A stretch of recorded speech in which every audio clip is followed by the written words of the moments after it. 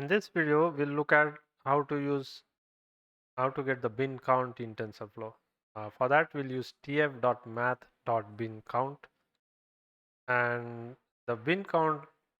What it means is we get the counts for the number of occurrences of each value in an integer array.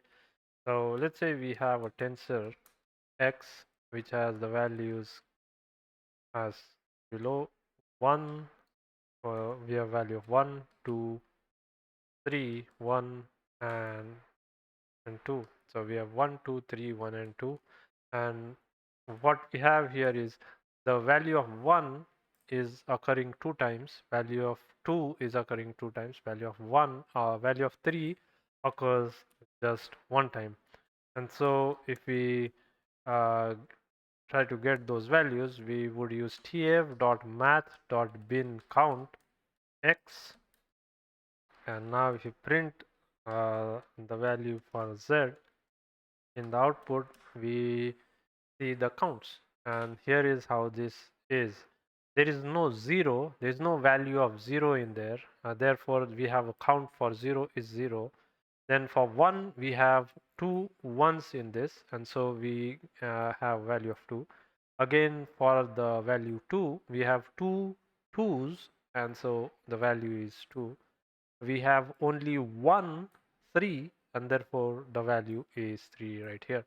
If we change this, for example, if we change this and add a 0 there, and maybe change one of the ones to threes, and now run this, what we get is this time for zeros we do have a 0, so we have a value of 1. We just have 1 1, so we have a value of 1 here. We have 2 twos and 2 threes, and therefore we have the values of 2 and 2 right here. So that's how we can get the bin count.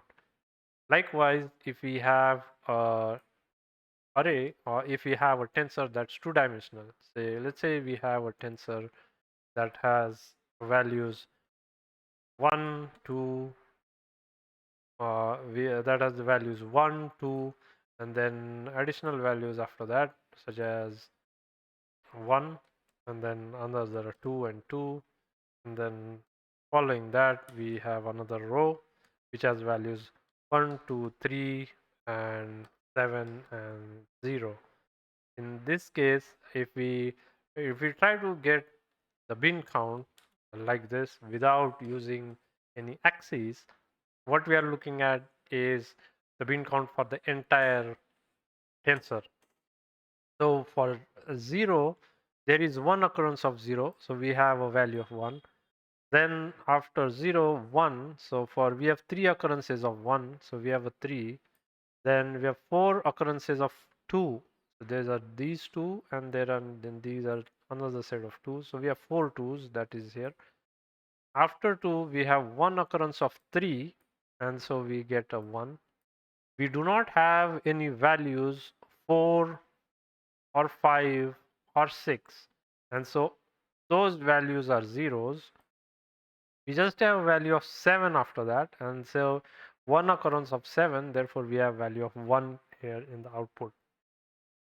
So that's how, if we do not use axes, those are the values we would get for the bin count. Now if we change that, if we change that and uh, add an axis, so let's say if we add axis is equal to 0. If we add axis is equal to 0, that is as good as no axis, or axis is equal to none. Get the same values as we saw just now. But if we change this to -1, then what we get is the output is row wise. So for example, in the first row, what we have is there is no value 0, and so we have a 0 here. There are 3 twos. Before that, there are 2 ones. We have the 2. There are 3 values of 2s, so we get a 3. And after that, there are no values apart from these. So all are set to 0 up to 7. Everything is 0. In the second row, we have one value each of 0, 1, 2, and 3. And so we have the ones here. We do not have any value of 4, 5, and 6, and therefore we have the zeros, and then we have one value of 7, therefore we have this value as 1. In addition to getting just the counts, we can also get a binary output, and for that we need to specify binary underscore output is equal to true.